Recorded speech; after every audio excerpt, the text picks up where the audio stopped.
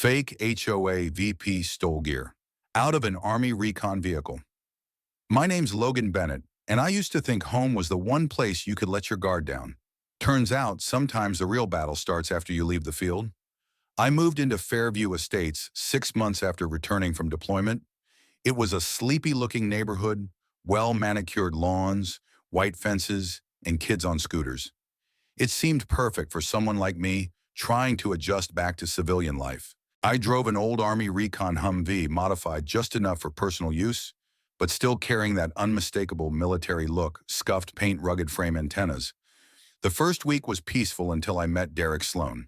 Derek wasn't just a neighbor. He was the self-declared vice president of what he called the Fairview HOA. The catch: there was no real HOA, just a bunch of folks like Derek, bossing people around backed up by fake letterheads and self-made rules. It started with little things. Derek left typed notes taped to my Humvee: vehicle in violation, unapproved military appearance. Remove or face fines. I ignored him. My truck was legally registered and parked in my own driveway.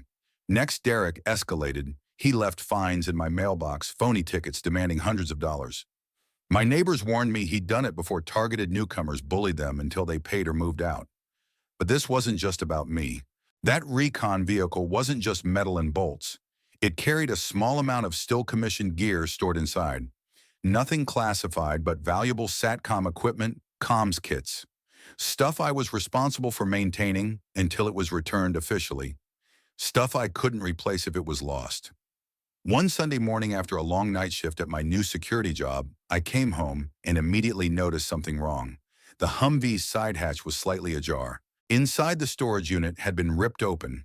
Gear was missing, thousands of dollars worth. My stomach dropped. I called the police immediately, but something else gnawed at me. Something about Derek's smug smirk whenever he saw my truck, the way he strutted around like he owned the block.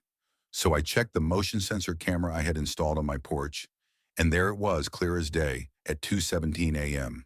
Derek, dressed in a black hoodie with a massive Fairview HOA logo emblazoned on the back, crept up to my driveway, crowbar in hand, breaking into my Humvee, loading military-grade equipment into the trunk of his sedan.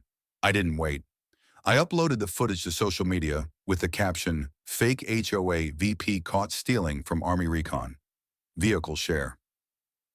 The post blew up overnight. Veteran groups reshared it. Local news picked it up within hours. By evening, it hit national coverage. Veterans military truck looted by fake HOA leader. Caught on tape. Fairview Estates exploded with reporters, protesters, and furious veterans. People who had once stayed silent about Derek's bullying finally spoke out. Stories poured in about bogus fines, intimidation threats. When the police arrested Derek 2 days later, he looked nothing like the smug bully he had been. Handcuffed on his front lawn, shoved into a cruiser as cameras flashed and neighbors jeered. Charges: grand larceny, breaking and entering, impersonating an official body, tampering with federal property. But the damage wasn't just legal, it was social. Derek became a nationwide example of the worst kind of fake authority.